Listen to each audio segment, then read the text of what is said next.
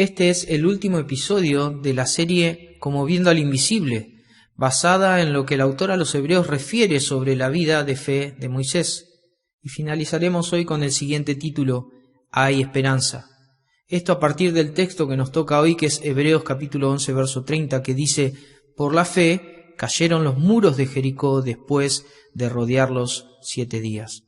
Seguramente hemos escuchado esa frase que dice: mientras hay vida, hay esperanza. Los médicos suelen usarla confiando en que la terapéutica específica que aplican ante un paciente con un problema de salud lo terminará sanando o salvando de esa instancia.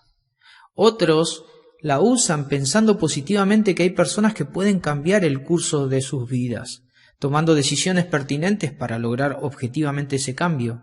Por dentro, personalmente siento que el tiempo no necesariamente sea un factor de poder para alguna clase de cambio. La vida no necesariamente es un camino que propicie el optimismo.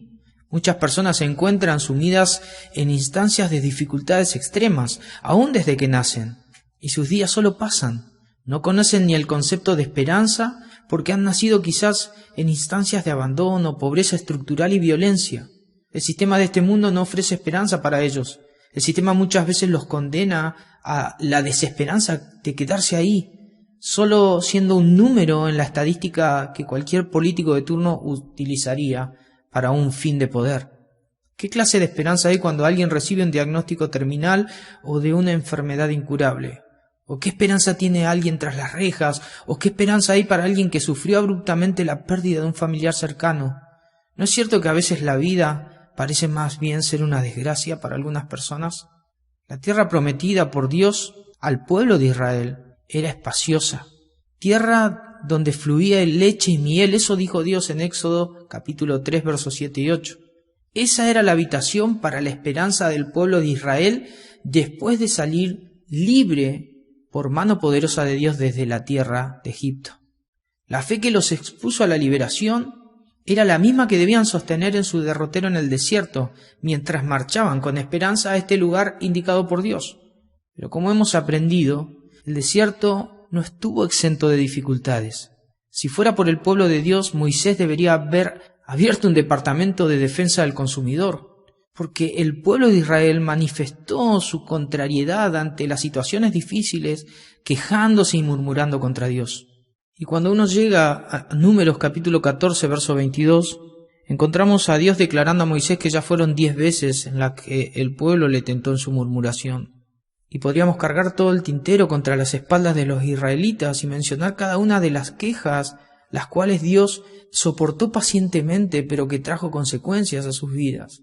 Pero lo que sí sabemos positivamente es que en cada una de esas situaciones difíciles ellos fueron salvos, tanto de la esclavitud allí en Egipto, como de la muerte en manos del ejército de Faraón. Fueron liberados también de la sed, del hambre, de los enemigos como Amalek. Ellos habían recibido de Dios un líder manso, como dice en Números capítulo 12, verso 3. Un líder que buscaba la dirección del cielo para todo lo que ellos tenían que hacer. Dios fue quien dijo de Moisés que era un siervo fiel allí en Números capítulo 12, versos 6 al 8. Pero las quejas no vinieron solo del pueblo, sino también de sus hermanos, que hablaron mal de Moisés, Ana y Aarón. Y me preguntaba hasta qué punto, ¿quién de nosotros aguantaría tanto sin desistir? Aún así, déjame decirte que eso no es todo. Hay algo peor, y es lo que sucede cuando están a las puertas de la tierra que Dios les había prometido. Son enviados 2 espías para que reconozcan la tierra, porque en definitiva esa era la tierra que Dios les había indicado como habitación. Nuevamente los espías están 40 días reconociendo aquel lugar y recogen uvas, granadas e higos de tamaños considerables. Dice que la traían entre 2 hombres a cada fracción de esta muestra de la tierra. Y ellos llegan afirmando a Moisés que ciertamente esa era la tierra donde fluía leche y miel. Ellos inicialmente pudieron comprobar que lo que Dios les había dicho sobre la tierra era cierto. Lo que Dios promete lo cumple. Pero el tema no es Dios, el tema es la incredulidad. Porque a diferencia, la esperanza es la fe aferrada a las promesas que Dios hace. Así que, con la certeza de saber que la tierra era la correcta, también ellos comienzan a alimentar la incredulidad de base que siempre se manifestó en aquel desierto. Ellos ven lo fuertes de los hombres de aquel lugar. Comienzan a ver lo fortificado de la ciudad y finalmente la fortaleza de los grupos antagónicos que rodeaban la ciudad a conquistar. Es muy extraño cómo muchas veces, ante una misma situación desconcertante, como el emprender la conquista para tomar lo que Dios les había prometido, puede alimentar actitudes tan diferentes acerca de Dios, de la realidad y del futuro que tienen por delante. Lo cierto es que esta fue la 10ª vez donde la incredulidad y la desconfianza fue la actitud mayoritaria por parte de los espías, ya que 10 de los 12 fueron voceros de un corazón previamente conquistado por el escepticismo, casi el de un ateo. Números capítulo 14, versos 2 y 3, dice que el pueblo comenzó a llorar y a gritar contra Moisés y Aarón y decían: ojalá muriéramos en la tierra de Egipto o en este desierto. ¿Y por qué nos trae Jehová a esta tierra para caer a espada y que nuestras mujeres y nuestros niños sean por presa? ¿No sería mejor volvernos a Egipto? El miedo ante la desventaja humana entre los judíos y los habitantes de aquel lugar era cierta, a tal punto que la comparación entre langostas y gigantes era innegable. Pero es muy extraño. Ellos se habían olvidado del brazo omnipotente de Dios en la salida de Egipto, allí en Éxodo capítulo 13, el que había peleado por ellos frente al ejército de Faraón, mientras ellos simplemente caminaban cruzando el Mar Rojo, allí en Éxodo capítulo 14. ¿Por qué un corazón puede endurecerse tanto? Pero la historia también nos relata lo que comienza a decir Caleb, haciendo callar al pueblo y diciendo: subamos y tomemos posesión de la tierra, porque más podremos nosotros que ellos, allí en Números capítulo 14, verso 30. Luego el texto nos dice que junto a Josué, al ver la actitud del pueblo, se rasgan las vestiduras. No solo afirman que la tierra es buena y en gran manera, sino que dependía del agrado de Dios sobre ellos para poder conquistarla. Es como si dijeran: Dios lo ha hecho antes, confiemos, Dios lo ha prometido, esperémoslo. Y es que la confianza de Josué y Caleb los llevó a decir que los comerían como a pan, porque con nosotros está el Señor. La confianza de ellos se inclinó ante Dios y le dijeron al pueblo que no teman, no sean rebeldes e incrédulos. Es el número 14:11 que vemos al Señor decirle a Moisés: ¿hasta cuándo me despreciará este pueblo? ¿Nunca me creerán aún después de todas las señales milagrosas que hice entre ellos? La supervivencia que experimentó el pueblo de Dios no trajo consigo mayor confianza en el poder del Señor. Eso de que mientras hay vida hay esperanza parece más bien decirnos que mientras hay vida hay posibilidad, hay chances, hay oportunidad. Sin embargo, luego de este episodio, donde el pueblo rechaza la tierra prometida y prefiere morir en el desierto, Dios los confirma en sus palabras. Así que mientras hay vida para este pueblo, ya no hay más esperanzas de entrar en esta tierra. En Números 14, verso 20 al 25, el Señor dijo: los perdonaré como me lo pides, Moisés, pero tan cierto como que yo vivo y tan cierto como que la tierra está llena de la gloria del Señor, ni uno solo de este pueblo entrará jamás en esa tierra. Todos vieron mi gloriosa presencia y las señales milagrosas que realicé, tanto en Egipto como en el desierto, pero vez tras vez me han probado, rehusando escuchar mi voz. Ni siquiera verán la tierra que juré dar a sus antepasados. Ninguno de los que me trataron con desdén la verá. Sin embargo, mi servidor Caleb tiene una actitud diferente a los demás. Él se ha mantenido fiel a mí, por lo tanto yo lo llevaré a la tierra que él exploró. Sus descendientes tomarán posesión de la porción de la tierra que les corresponde. Ahora bien, den la vuelta y no sigan hacia la tierra donde habitan los amalecitas y los cananeos. Mañana deberán partir al desierto en dirección del Mar Rojo. En Deuteronomio capítulo 1, verso 27, se complementa esto que leímos diciéndonos que Moisés se incluye en la lista de los impedidos a entrar en la tierra prometida por causa del pueblo ante su arrebato de ira allí en la peña de Horeb. Y se agrega a Josué, siervo de Moisés, como quien entraría y haría heredar esta tierra a los israelitas. Así que luego de 38 años aproximadamente en el derrotero en el desierto, a Moisés le fue permitido ver la tierra para animar y fortalecer a Josué, puesto que aquella generación incrédula ya había muerto. Sin embargo, Dios nunca los olvidó. Dios le dio a su pueblo el agua, el pan, fuerzas, cuidó el vestido y el calzado de sus pies, les dio indicaciones de cómo actuar con los pueblos vecinos, los preservó y los hizo crecer en gran número. Es emocionante cuando uno lee que Josué fue reconocido por Dios para la tarea. Moisés representa esto poniendo sus manos sobre él, por lo que Josué fue lleno del espíritu de sabiduría, es decir, lleno del espíritu de Dios, y los hijos de Israel lo obedecieron e hicieron como el Señor había mandado a Moisés. El gran hombre de Dios muere observando la promesa. Es llorado durante 30 días por aquella generación.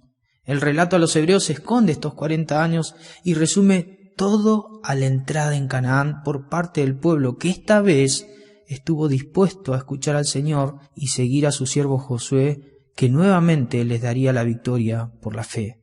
Así que antes de entrar a la tierra prometida, Dios envía al príncipe del ejército de Jehová ante Josué, y este es quien le da las órdenes a Josué para que realice la conquista de la tierra prometida, que iba a ser de una forma milagrosa, teniendo que rodear los muros fortalecidos de aquella ciudad durante 6 días con el sonido solo de las trompetas de 7 sacerdotes, y que el día 7º, luego de sonar las trompetas, el pueblo gritaría a gran voz, cada uno mirando hacia los muros, y sólo los que lleven la espada pasarían el límite del arca del pacto cuando los muros caigan.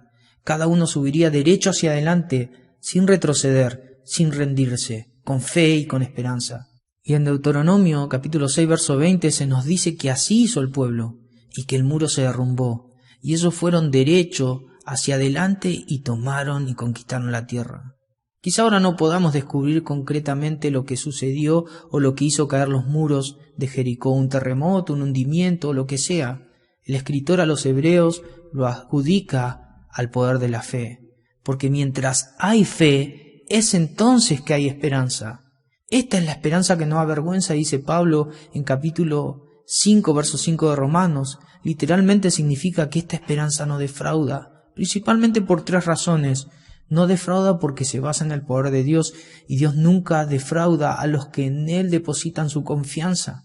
No defrauda porque es alcanzable por la fe en la persona y la obra de Cristo. No defrauda porque nos hace crecer en paciencia en medio de esas situaciones difíciles, por medio del Espíritu Santo que ha sido derramado en nuestros corazones. Dice el salmista en el Salmo 146:5, bienaventurado aquel cuyo ayudador es el Dios de Israel y cuya esperanza está en Jehová su Dios. Hermanos, personalmente entiendo que cada uno tiene un pasado de esclavitud al pecado y lejos de Dios, como lo estuvo Israel esclava en Egipto. Pero por mano del Dios fuerte y de la obra de su Hijo Jesucristo hemos sido liberados entonces para vivir para Él. Así todo, muchas veces hemos experimentado la hostilidad de algún desierto en nuestra vida. Quizás experimentás una detención en tu vida y en tu andar por alejarte de Dios, muchas veces endurecernos injustificadamente contra nuestro Señor. Muchos quizás escuchen este audio y digan, Señor, mi vida espiritual no va para ningún lado, estoy realmente perdido.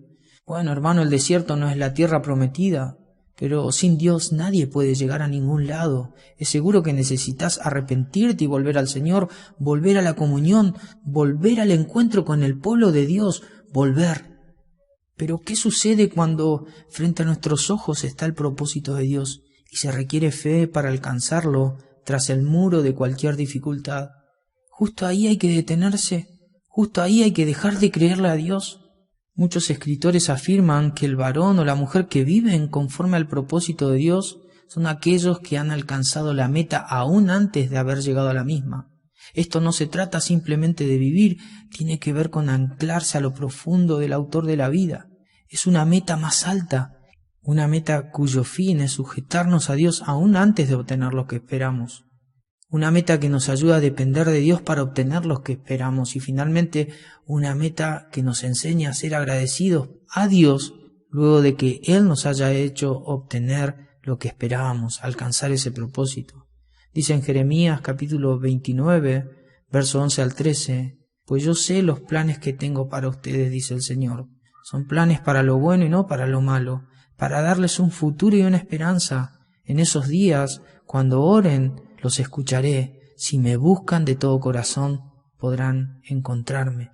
Hebreos capítulo 10, verso 23 dice, mantengamos firme, sin fluctuar, la esperanza que profesamos, porque fiel es el que prometió. Y considerémonos unos a otros para estimularnos al amor y a las buenas obras, no dejando de congregarnos, como algunos tienen por costumbre, sino exhortándonos, y tanto más cuando veis que aquel día se acerca. Deseo realmente y de todo corazón, hermanos, que estos estudios, estos audios les hayan sido de bendición a sus vidas. No nos olvidemos que ante cualquier muro que nos impida lograr el propósito de Dios, mientras confiamos en Él, siempre habrá esperanza, porque es Dios quien nos permitirá conquistar el propósito que Él tiene para nosotros. Dios te bendiga.